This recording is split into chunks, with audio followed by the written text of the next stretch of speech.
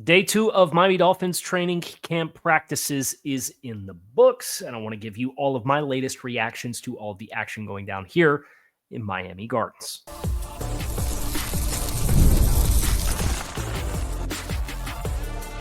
You are Locked On Dolphins, your daily Miami Dolphins podcast, part of the Locked On Podcast Network, your team every day.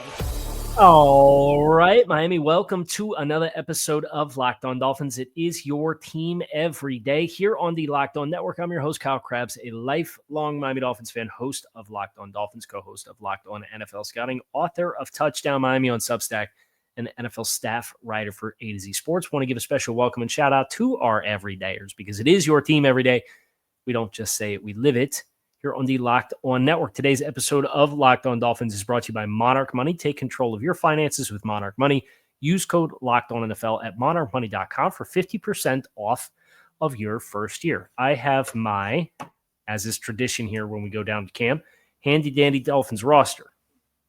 I want to work through some of the positive standouts that the Dolphins had on this second day of practices, and we managed, or at least it seems we managed to avoid any injuries on the second day of practice. I think the Dolphins had a couple of nice plays, explosive plays in the passing game. I thought the best throw of the day was a high anticipation in-breaker from about 20 yards out for Tua Tagovailoa. That would have set up a big-time catch and run for Tyreek Hill. I thought the other one was a deep cross from Jalen Waddle that had a sliding catch along the sideline to get in bounds. That was a nice explosive chunk play with a longer developing route that worked across the entirety of the field. I think those two were kind of complemented by some chunk runs. I thought Ollie Gordon had a couple of nice runs today. And I think the thing that stands out the most about the run game action, and you do it with the understanding that they're not wearing pads yet, right? So you understand it is a little bit more technical, but holy cow, is this offensive line getting off the line of scrimmage? I think that's been the thing that stood out the most to me.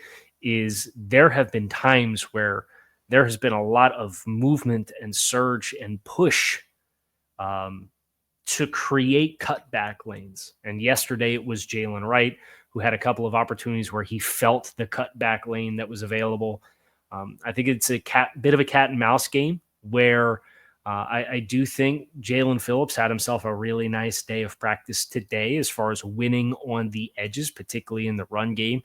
And then Bradley Chubb had himself a nice win in one of the later reps of what you would perceive to be the ones, where he beat Patrick Paul inside to force a throwaway from Tua Tagovailoa.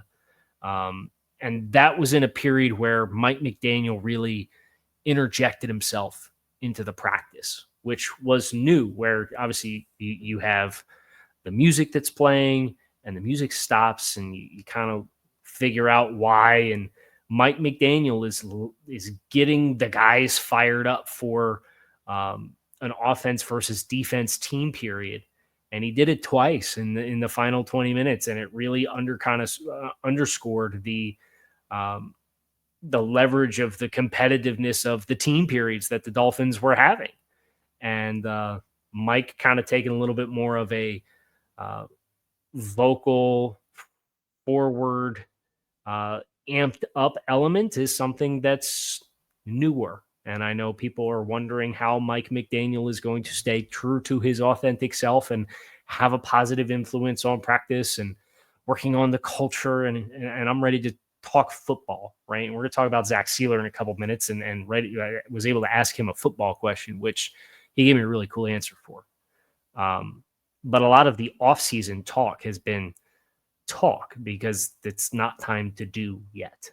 Well, it's now time to do, and you're starting to see some glimpses of the ways in which the Dolphins are kind of going about their business a little differently, and seeing Mike say, cut the music. Let me tell you guys what's at stake right now. Who wants it more? And really leaning into that competitive dynamic of those team periods was new for Mike, at least in my experience of the practices that I've been a part of.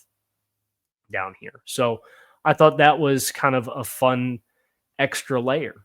But I think as far as standout players, I thought that Kenneth Grant had a couple of nice reps today of individual opportunities. I thought the edge guys had themselves nice days for different ways and different reasons. Kader Kohou had a really nice pass defense on Tyreek Hill on an in-breaking kind of glance slant. It was a skinny break. It wasn't a real hard-angled break. So Tyreek had the chance to kind of play through it, and it was on the backside from where Tua had his eyes set, and then he comes back to it and throws with anticipation as Tyreek's working at the top of the stem, and Kader's playing in his hip pocket with inside leverage, and he gets his eyes back and wins the football. It was a really nice rep. You have a lot of competition with the cornerback room, which would be exactly what you would expect. Seeing Kader take those kinds of matchups, I continue to feel better and better that the Kader Kohou that we saw at the end of last season is the Kader Kohou the Dolphins are going to get in its entirety for 2024 because of confidence within the system. It felt like in 23 with Vic and then early in 24, a lot of the confusions for Kader were it wasn't physical ability. It was execution of zone match and processing and diagnosing things in the first couple of steps off the line of scrimmage, right?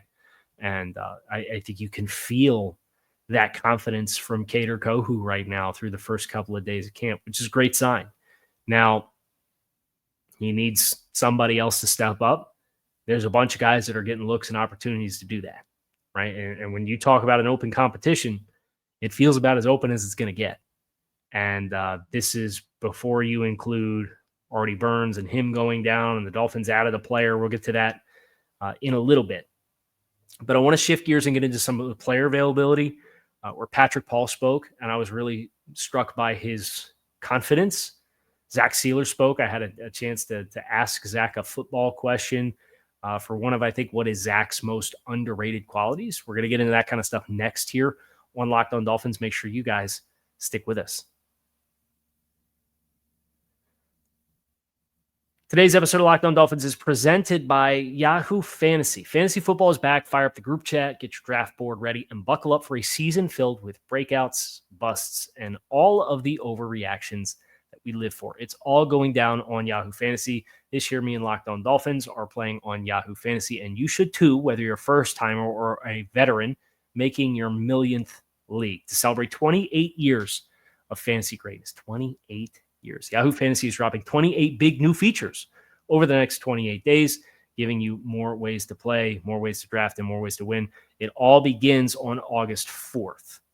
28 days starting on August 4th. Stay tuned and get started by creating or joining a Yahoo Fantasy Football League at yahoofantasy.com/LockedOnNFL. That's yahoofantasy.com/LockedOnNFL. And let's make this fantasy season the best one yet. Patrick Paul's a really confident dude. He's also a guy who's done a lot of work, you could tell, for his body composition. He looks awesome.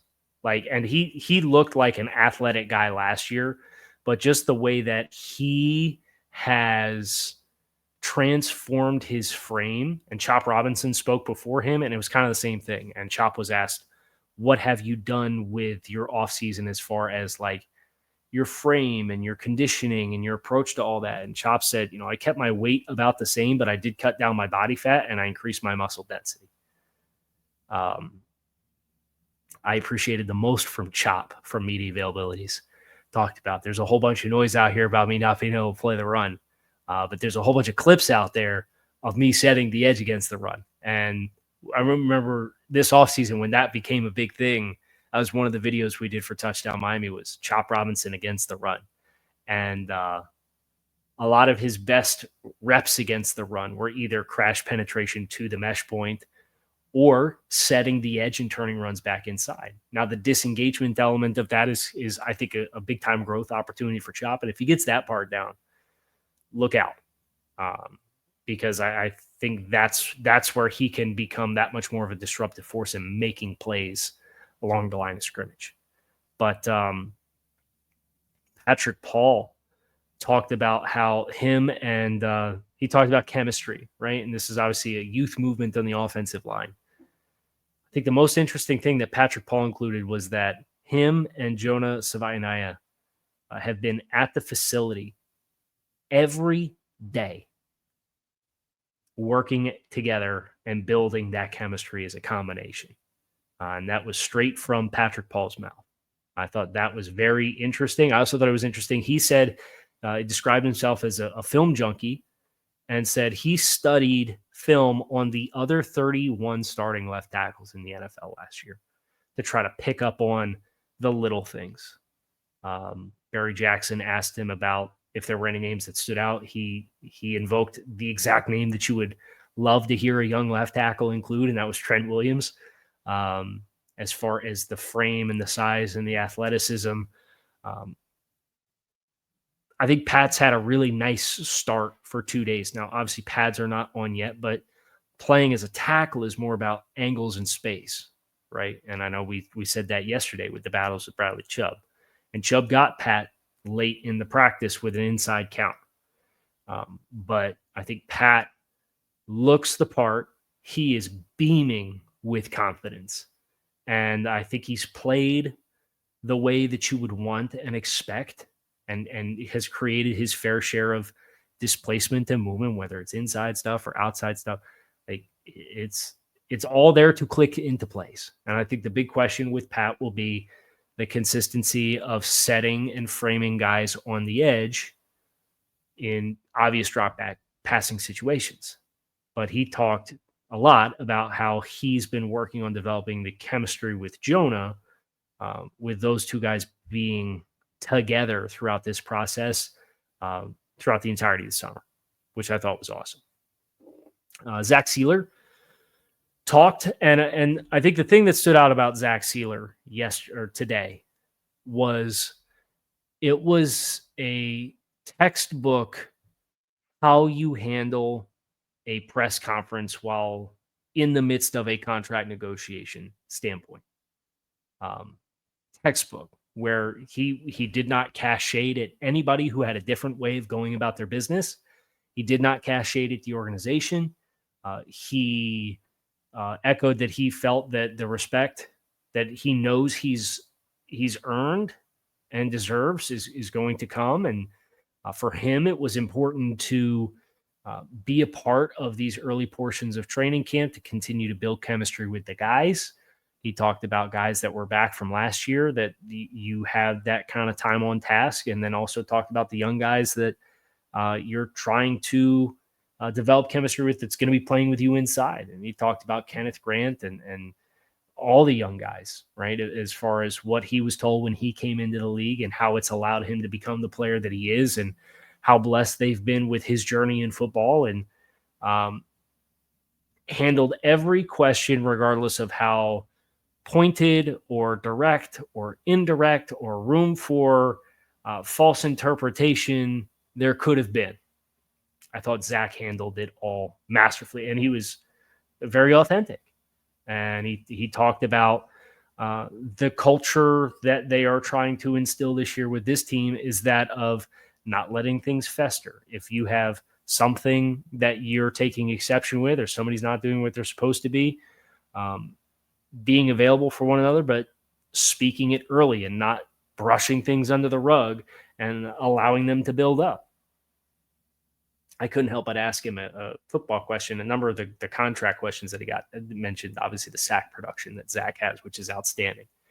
But I think one of the underrated elements of Zach Sieler's game is how he sets the table for his teammates to have wins of their own as a pass rusher, whether that's through twists or loops or games, the picks that he sets for opposing offensive linemen to allow other guys to run free, or how he plays off of a pick that he sets. And that's what I asked him about. I asked him about the anatomy of a good pick with your inside games that you play as a pass rush front. And he talked about how some of it is spoken, some of it is unspoken, but the understanding of what's going on within the defense and how certain coverages and front structures allow you or prevent you from having what would be classified as a selfish rush, or selling out and giving up outside contain, or if you're not on the same page with the other half of the front and how they're rushing, you could potentially open up these massive voids on the inside for these quarterbacks who are no longer just static, stationary pocket passers, to put a lot of stress on the defense behind you. And I thought it was really interesting to hear him kind of get into how you tie together your rush, and some of that being stuff that's called, and some of that being stuff that's guys seeing what's available and playing within the context of the scheme and being playmakers making plays. Just thought it was really cool. Really cool. We do have a roster signing at cornerback, and it came through a couple hours ago, about an hour ago from when I'm sitting down to record this, about 2:00 right now on Thursday afternoon. So we're going to get into that next here on Locked On Dolphins. It's a signing in the room that you wanted, but probably not the signing that you were waiting for. We're going to get into that and what it might have meant for the roster projections that we've been having and the conversations we've been having. That's next, Locked On Dolphins. If you've ever wished managing your money felt easier with Monarch Money, it can. Whether you're growing your savings or planning a big purchase, Monarch puts you in the driver's seat. It's like having your own personal CFO, giving you full visibility and control of your finances. Monarch Money is more than just a budgeting app. It's a complete financial command center. So you can track all your accounts, your investments, and spending all in one place. So in addition to managing your money, you're also building your wealth. For you, it might be what it was for me. When you sit down and you lay everything out and you see all your purchases through the month, you can change your perception on how you're going about your spending each and every day. Take control of your finances with Monarch Money. Use code LOCKEDONNFL at monarchmoney.com for 50% off your first year. That's monarchmoney.com, code LOCKEDONNFL for half off of your first year. If you had Cornell Armstrong on the bingo card for the Dolphins cornerback signing amidst the news of the Artie Burns injury, then congratulations. You've nailed it. The Dolphins signing Cornell Armstrong, according to his agent. Cornell Armstrong, drafted by the Dolphins in 2018. I was a member of the same draft class as Minkah Fitzpatrick. Fun enough. Spent 1 year in Miami, played probably, it was almost 260 snaps of special teams reps. And then he left, and he had time with a couple of other teams across the league, including the Raiders most recently, but that was in 2023. And then there was a stint with Houston and a stint with Atlanta. So a couple of other teams. Primarily, he's played more career special team snaps than he has defensive snaps. You hear this signing and you're probably underwhelmed because you're waiting for the Dolphins to sign what you perceive to be a starting corner. And I get it.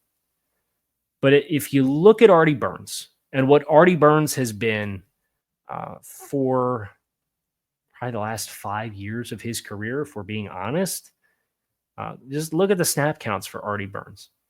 Artie Burns, since 2019, has played 66, 0, 254, 16, 231, and 51 snaps of defensive football.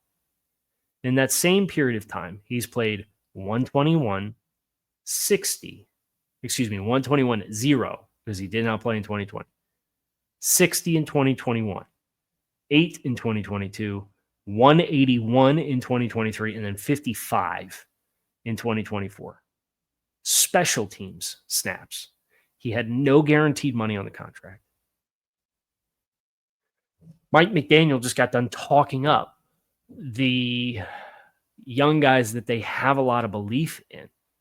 And I'm paraphrasing here, but Mike said, when you have a lot of belief in the young guys in the room and they're not household names, people are going to have to want to see it for the young guys first because you don't have that reputation yet. You haven't built. And I'm not saying that the Dolphins are right or wrong, and I know they've still been in conversations with veteran corners. I still expect them to sign a guy with starting experience. But Artie Burns has played close to the same amount of special teams over the last 6 years of his NFL career as he has defensive, and he's only played triple-digit snaps twice in the last 6 years with a veteran minimum contract and no guaranteed money. And what that tells me with that injury and the corresponding move being Cornell Armstrong as the signing kind of gives me the implication and kind of gives me the impression that maybe Artie Burns was going to have a harder pathway to make this football team than we would have thought. Because you do have Kader Kohou, who's going to be one of the starting two corners on the football team.